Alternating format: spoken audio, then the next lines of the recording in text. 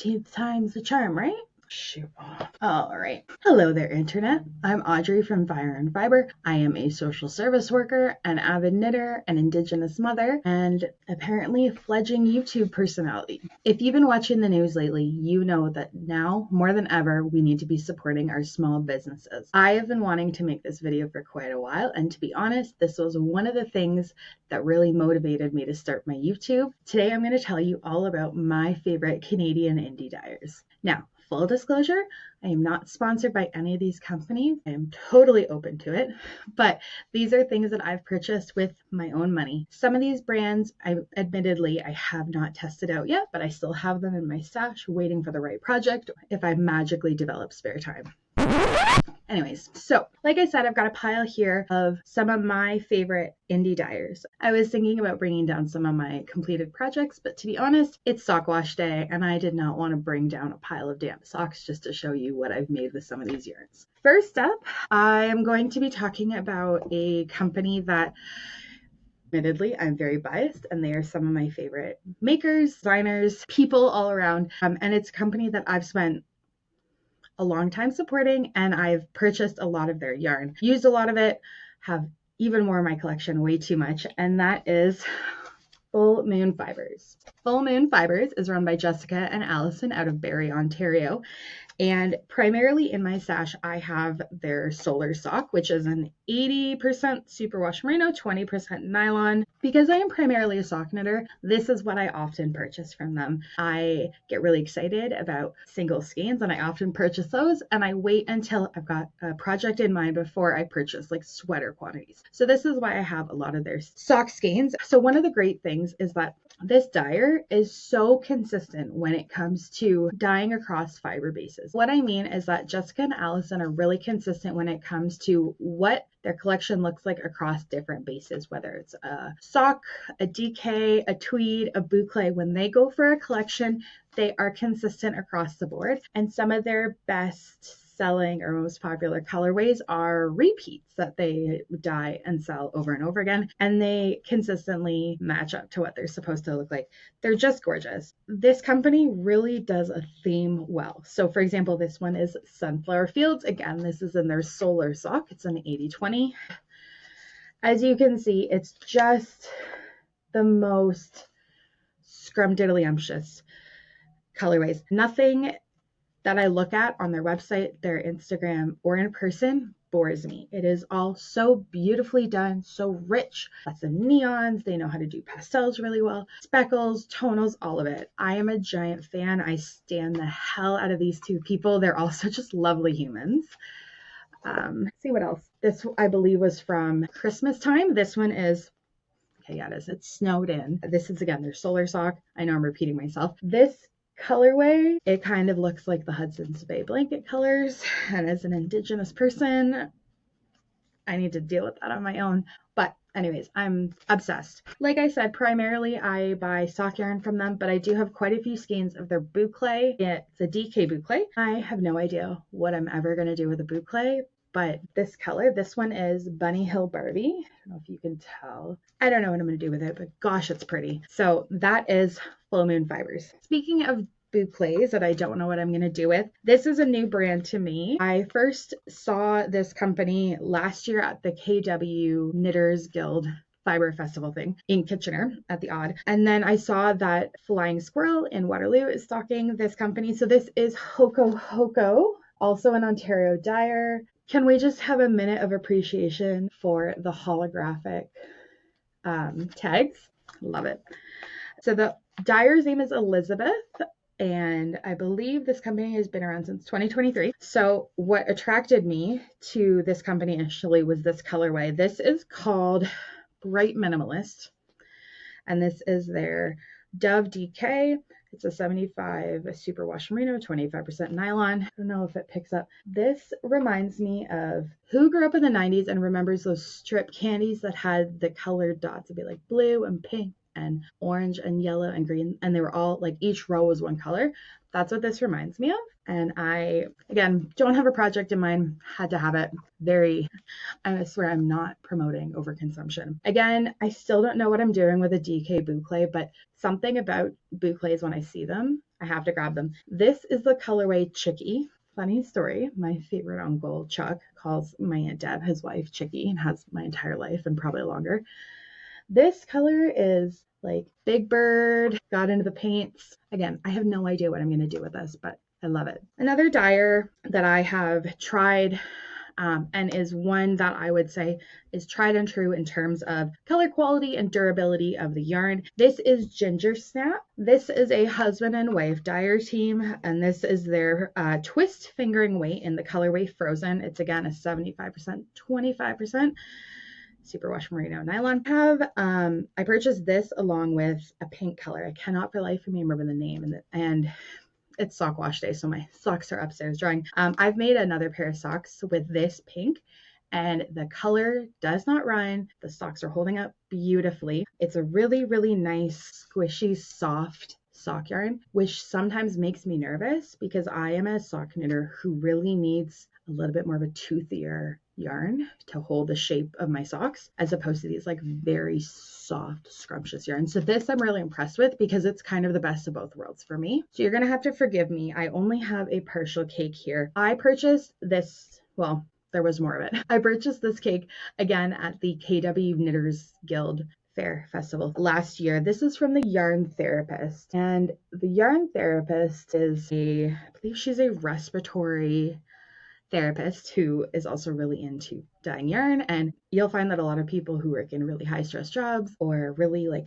giving caregiver roles, nurses, social workers, things like that, take up knitting or another fiber craft or another craft that helps bring our dopamine levels back up. Side note, I now work at a hospital where we have a twice a month knitting group on lunch. And it's great. It's great. I am found my people. Anyways, so this is a DK sweater yoke. And what's cool about this brand is that all of the yarns are dyed in really, really small batches. She says about 1 to 2 skeins at a time or cakes. And what's cool about this is designed to just be the color work on a sweater yoke, whether you're doing it on its own solid or trying to color it. So I recently finished my Avena sweater and I used this and Estelle DK. I don't know if it shows up, but these colors are gorgeous. There was actually a whole bunch of neons in this cake too. And I love the way this yarn kind of has a little bit of a plaid look, and it also is giving this sort of glazed over dyed tonal quality. Really, really lovely, nice and bouncy. The other thing that the Yarn Therapist is known for that I have purchased before, cannot find it obviously, is really, really great self-striping sock yarn sets. I think those were probably what first caught my eye when I started shopping for like higher end yarns or indie dyers, was probably a striping sock set. Self-striping sock set. Try saying that 5 times fast. Another one of my favorites, and I think kind of everyone's favorite, it really should come as no surprise. This company has been around for, 30 years. I was reading the website. I guess they purchased the farm in 1972, but the actual yarn business has been around for about 30 years. And they are a 3rd generation family business. And this is Koigu. So these are, I believe, KPPM minis. So Koigu, they own a farm in Chatsworth, Ontario. 3 generations of women dyeing yarn. I know that at one point they were raising the sheep and shearing the sheep. They have a whole bunch of really beautiful bases. Their color work is just incredible. So what attracted me to them first was these mini sets. And specifically, they have the paint box and the paint cans. And if you've seen them in stores, they're really cute. They're like little cans, adorable. They make really great Christmas ornaments. Anyways, Koigu yarn is beautiful, not just because the colors are great, but it's got this sort of, I don't know if it picks up very well. The yarn is really plied looking, and it just gorgeous. Like these really are the hand painted ones. And this is the Koigu KPPM Demi. This one is, pardon me, let me grab the fiber content. This one is, I'm taking too long. This one's 100% merino. They can do no wrong. Like I said, I love a small business. I love a family business. I am a little bit biased. I work with one of the relatives, Marika. Hi, Marika. And Marika and her cousin Kirsty now run their own Natural Fibers podcast here on YouTube. I highly encourage you to check it out. Anyways, that is Koigu. Okay, the next Canadian indie dyer I want to talk about is Songbird Yarn and Fibers. I have one of the skeins here. I'm going to be honest, I did thrift this. I got it for a steal, and I was very happy to have it. This is a shimmer base, this is a sparkle sock base, which is an 8416 superwash merino and stellina. It's actually a gold stellina, which is really cool. I've only seen silver in person before, and this is in the color Canada J. So as you can see, all of the yarns are named after birds, and the colorways sort of mimic whatever the bird looks like. So what is cool about these yarns, besides the fact that they're absolutely beautiful, is that they have a mission beyond yarn. I'll give you a cookie if you can guess what it is. Songbird is really focused on environmental protection and protection of our bird species. Not only does each skein include the name of the bird, it's designed after a photo of the bird, there's also a little write-up about the bird, and $2 from every skein sold by the designer goes towards Birds Canada, which is a group to protect birds. I don't like birds, but it's cool. Okay, we're going to switch gears and we're going to go out west to the province of Alberta, where we are going to find Polka Dot Creek. Polka Dot Creek is a dyer and actually storefront in Airdrie, Alberta, just outside Calgary. I lived in Banff for a summer, so I feel like I'm like, I know about Alberta. Anyways, Polka Dot Creek is a dyer and storefront in Airdrie, Alberta, which is just outside of Calgary, and they do kind of everything really well. They do themes really well. They do self-striping really well. So Polka Dot Creek Yarns really does self-striping themes well. And what I mean by that is they have their Easter stripes, they have their Christmas, their Valentine's, their summer, their Canada Day, they have sports team themes. Anything you can possibly think of, they have managed to transfer that into a stripe set or a sock set. This right here is a trick or treat set. This is a 75% superwash merino and a 25% nylon. We've got a 100-gram skein as well as two 20-gram unique one-of-a-kind minis. These are just beautiful. I also really love their branding, their website. It's very pink, it's very pretty, it's very cutesy. So that is Polka Dot Creek. Sticking to the Alberta theme, we are moving on to Area 51. Area 51 also does self-striping themes incredibly well.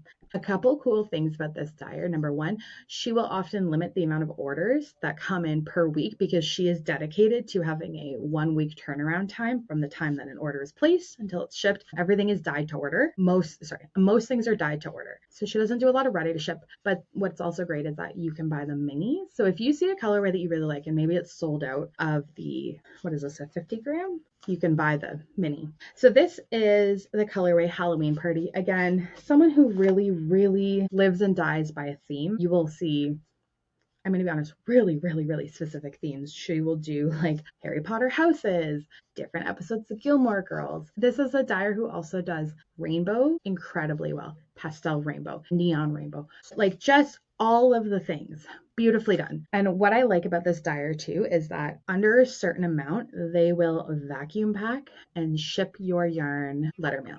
Obviously it's not tracked, but if you are cheap like me and don't want to pay for shipping, that's a great alternative. So I have few skeins. I'm going to be honest, I haven't knit with this yet. I do have a coworker who knits with this a lot and cannot say enough good things about this yarn in particular, so I feel fairly confident talking about it. This is an example of my vacuum bag. You can see I cut it open so that I could see what I had, but that's like a really cool shipping method, especially for me. Like, I don't want to spend a ton of money on shipping. I don't want to have a ton of packaging, so this is a great alternative for someone like me. If you're from Southwest Ontario, London area, if you've ever been to the Little Red Mitten, you know about this next dyer I'm going to talk about. You're probably like, yeah, Audrey, anyways, move on. This is Leo and Roxy. And so I just have a bunch of minis here. Leo and Roxy. What can I say about Leo and Roxy? What can this dyer not do? So they do tonals well, they do solids well, they do bright speckles, like blends, just everything. Everything is done so well. They have a number of bases. Again, I primarily buy sock yarn. So this one is, gosh, I don't even know.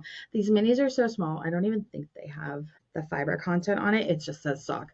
But anyways, I have knit with Leo and Roxy. I have a ton in my stash. So according to their website, it actually started as a dyeing experiment on the second floor or the upper level of the Little Red Mitten in St. Thomas, Ontario. And it just kind of morphed from there. What attracted me to this brand, again, the neons, the brights, the really, really rich colors. But I do also have a lot of not just, bright neons, but some of these really, really beautiful soft tonals. This, I believe, is an 80-20. Maybe not, now that I've said that. This is an 80-20 sock, pardon me. In keeping with the theme of, I don't have a problem with minis, okay? I don't have a problem with sock minis. I'm just grabbing a few of these. In keeping with our self-striping theme, if you will, I wanted to talk about Timber Yarns. This company is actually in my backyard. They are in Conestoga, Ontario. And again, this is a company that does stripes so well. And I am a sucker for a mini. These I grabbed at the Fergus Fibre Fest last May. And this is in the colorway Barbie World. Again, they do themes really well. Everyone remembers when the Barbie movie came out, right? Anyways, these are beautiful, and they are a 80/20 superwash merino and nylon. So this company, Timber Yarns, prides themselves on doing semi-tonal stripes and really intense color deposits. It's all hand dyed. Again, just really beautiful, lovely, soft, squishy, gorgeous hand dyed Canadian indie dyers. Again, and it's cool that they're really close to me personally anyways. Okay, so the next dyer I'm going to talk about is new to me, relatively new to dyeing, and I stumbled on this dyer completely accidentally. It was, I think, on my For You page, and I actually can't tell you how excited I am to talk about this dyer. So this is Bear House Knit, and this is the colorway in the orange shirt day sock set. So Bear House Knits, the owner, I guess I should say the dyer, her name is Ashley. She's a mom from Comox, BC on Vancouver Island. She's First Nations. Her website says that her grandmother and her great-grandmother were known for their knitting. And a lot of people don't know this, but there is actually a really long history of Indigenous communities, particularly West Coast, and knitting and the incredible knit work that was done.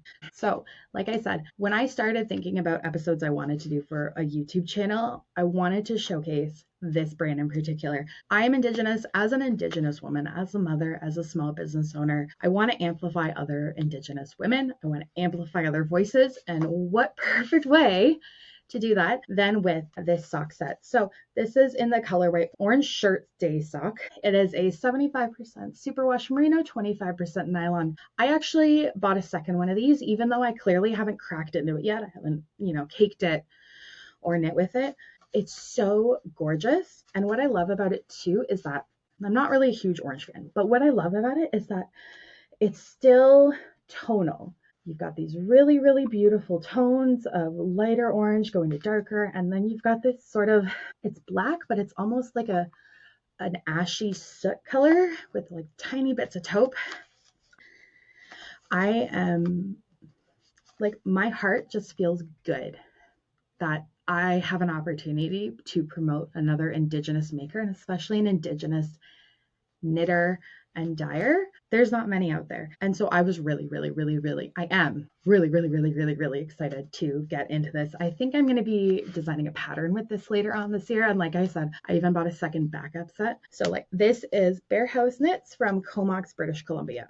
So there's another company that I wanted to mention. They are an indie dyer company. However, I don't have any of their yarn. This is Wonder Twin Fibre Arts. Wonder Twin Fibre Arts, or WTF, if you will. And these are obviously project bags. What is so amazing about these bags? A few things. I believe this is the large or extra large wedge. So Wonder Twin Fibre Arts did a whole line of these Ojibwe floral bags, and they were designed by an Indigenous OG Cree designer. And a portion of the proceeds went to, I believe it was Minook. I'd have to double check, but it was a not-for-profit that the designer actually suggested be supported.